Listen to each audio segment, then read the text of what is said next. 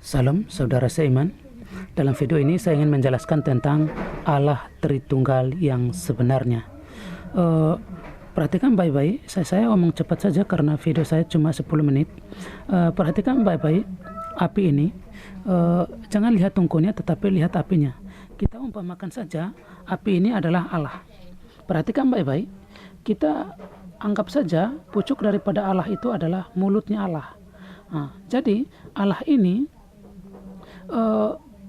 merupakan kumpulan dari roh-roh. Dia maha besar. Allah ini napasnya bisa menghidupkan manusia. Jadi napasnya saja bisa memiliki pengertian, pemahaman, bisa mengerjakan segala sesuatu seperti buktinya kita manusia ini. Sekarang kita bahas tentang Allah Tritunggal. Allah Tritunggal ini perhatikan baik-baik, ini kita ibaratkan adalah Allah. Kemudian dari mulutnya Allah ini keluar firman. Perhatikan baik-baik, saya ambil dengan lilin. Kita ibaratkan saja pucuknya api ini adalah mulutnya Allah. Kemudian dari mulutnya Allah itu keluar firman. Ini adalah firman Allah. Misalkan firman ini saya ibaratkan jadilah terang. Jadi dua kata ya, maksudnya Allah berfirman jadilah terang. Ini saya ambil dengan lilin.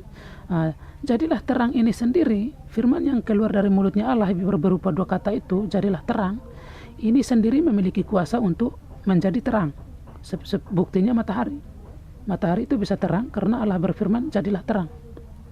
Kemudian kalau bicara tentang Yesus Kristus itu firman Allah.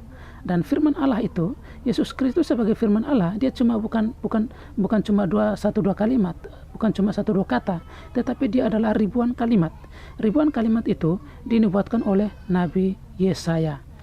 Jadi Yesus Kristus adalah firman Allah, tetapi dia bukan cuma satu dua kata atau satu dua kalimat, tetapi dia adalah ribuan kalimat. Sekarang setelah kita bahas firman, kita bahas juga adalah roh Allah. Roh Allah ini adalah pisahan dari Allah yang maha besar ini. Jadi Allah ini adalah kumpulan dari roh-roh, dan Allah ini, rohnya Allah ini bisa diberikan kepada siapa saja yang dikehendaki. Perhatikan baik-baik, saya ambil dengan lilin dari tubuhnya.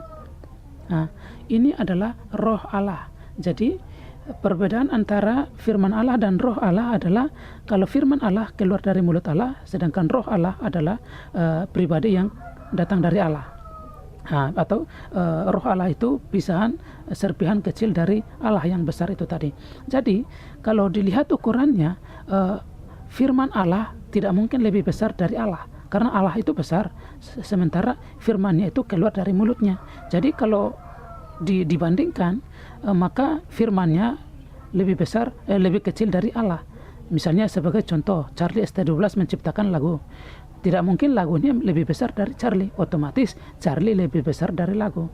Cuma lagunya Charlie bukan merupakan sesuatu pribadi yang hidup, tetapi firmannya Allah itu hidup. Itu bedanya. Firmannya Allah itu hidup sehingga punya kuasa untuk menciptakan apa yang Allah perintahkan. Kira-kira seperti itu penjelasannya. Ini saya bicara cepat karena videonya harus 10 menit saja. Oke. Sekarang kita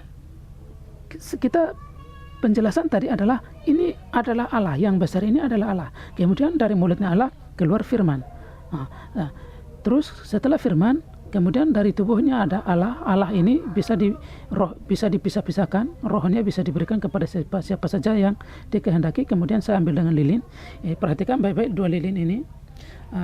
Ini adalah roh Allah, dan yang di bawah ini adalah firman Allah. Jadi Allah Tritunggal yang dimaksud adalah ini, pertama ada Allah, yang kedua ada firman Allah, yang ketiga ada roh Allah. Jadi sebenarnya mereka ini bukan pribadi yang berbeda-beda, tetapi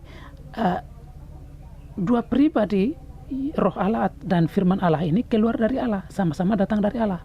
Jadi Allah Tritunggal yang dimaksud di sini adalah mereka satu, benar-benar satu, tidak bisa dipisah-pisahkan.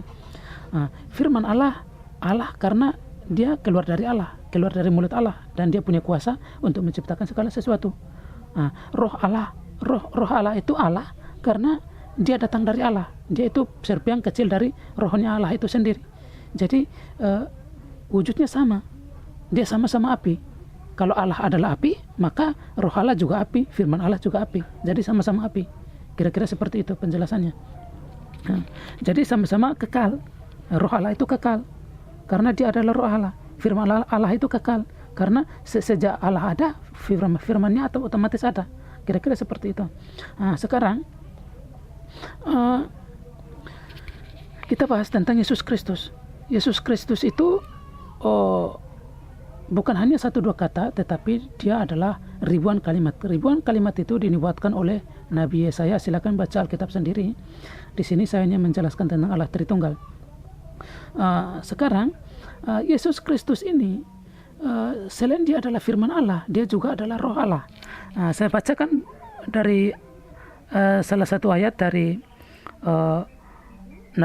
nubuat Nabi Yesaya, pasal 55 ayat 11. Demikianlah firman yang keluar dari mulutku, ia tidak akan kembali kepadaku dengan sia-sia, tetapi ia akan melaksanakan apa yang aku kehendaki dan akan berhasil dalam apa yang kusuruhkan kepadanya. Saya ulangi, Allah berfirman, demikianlah firmanku yang keluar dari mulutku, ia tidak akan kembali kepadaku dengan sia-sia, tetapi ia akan melaksanakan apa yang aku kehendaki dan akan berhasil dalam apa yang kusuruhkan kepadanya. Yesaya pasal 55 ayat 11. Jadi Yesus Kristus adalah firman yang keluar dari mulut Allah. Tetapi selain Yesus Kristus adalah firman Allah, Yesus Kristus juga adalah roh Allah. Jadi di dalam satu pribadi atau satu daging atau satu tubuh yang namanya Yesus itu berdiam 2 pribadi, yaitu firman Allah dan roh Allah. Ini saya bacakan salah satu ayatnya bahwa yang mengatakan bahwa Yesus Kristus adalah roh Allah. Yesaya pasal 61 ayat 1a. Lihat, itu hambaku yang kau pegang, orang pilihanku yang kepadanya aku berkenan. Aku telah menaruh rohku ke atasnya supaya ia menyatakan hukum kepada bangsa-bangsa. Yesaya pasal 42 ayat 1. Yang lain lagi, Yesaya pasal 61 ayat 1a, roh Tuhan Allah ada padaku, oleh karena Tuhan telah mengurapi aku. Jadi roh Tuhan Allah ada di atas Yesus, di mana Yesus itu adalah firman. Terus ayat yang lain lagi, suatu tunas akan keluar dari tunggul Isai, dan taruk yang akan tumbuh dari pangkalnya akan berbuah. Roh Tuhan akan ada padanya, roh hikmat dan pengertian, roh nasihat dan keperkasaan, roh pengenalan dan takut akan Tuhan. Yesaya pasal 11 ayat 1-2. Ayat yang lain lagi, kata Yesus kepada mereka, jikalau Allah adalah Bapamu, kamu akan mengasihi aku, sebab aku keluar dan datang dari Allah. Dalam ayat ini, Yesus Kristus mengatakan, sebab aku keluar yang dimaksud adalah firman-Nya, dia sebagai firman yang keluar dari mulut Allah, dan datang dari Allah yang dimaksud adalah dia sebagai roh Allah yang datang dari Allah. Kira-kira seperti itu. Jadi di dalam satu tubuh atau satu daging yang namanya Yesus itu berdiam 2 pribadi, yaitu firman Allah dan roh Allah. Jadi Yesus Kristus itu disebut Allah karena dia kekal. Roh Allah itu kekal, firman Allah itu kekal. Karena sejak ada Allah, saat itu juga ada firman. Nggak mungkin Allah nggak punya firman. Kemudian roh Allah, dia sebagai roh Allah otomatis kekal. Jadi Yesus Kristus adalah wakil daripada Allah yang datang. Kira-kira seperti itu. Penjelasannya seperti itu. Itu masuk akalnya begitu. Jadi kalau dilihat ukuran manakah yang lebih besar, apakah Yesus atau Allah yang lebih besar, itu Yesus itu sebagai anak. Kenapa disebut anak? Karena dia adalah firman yang keluar dari Allah, dan dia adalah serpihan kecil dari roh Allah. Jadi Yesus itu tidak lebih besar dari Allah. Itu kira-kira seperti itu. Yesus itu tidak lebih besar dari Allah, dan dia sendiri pun mengakui itu. Tetapi biar bagaimanapun dia adalah Allah itu sendiri, karena dia keluar dari Allah, itu yang pertama. Yang kedua adalah dia datang dari Allah. Jadi Allah yang maha besar itu kita tidak bisa lihat. Kita di surga pun dia tidak ada. Kita di surga, kalau kita mau ke surga, kita sampai di surga kita hanya melihat Yesus. Karena Allah yang maha besar itu tadi, itu kudus dan suci. Tidak ada manusia yang bisa mendekati dia. Karena Yesus Kristus itu adalah pernah datang ke dunia, maka kita bisa mendekati dia.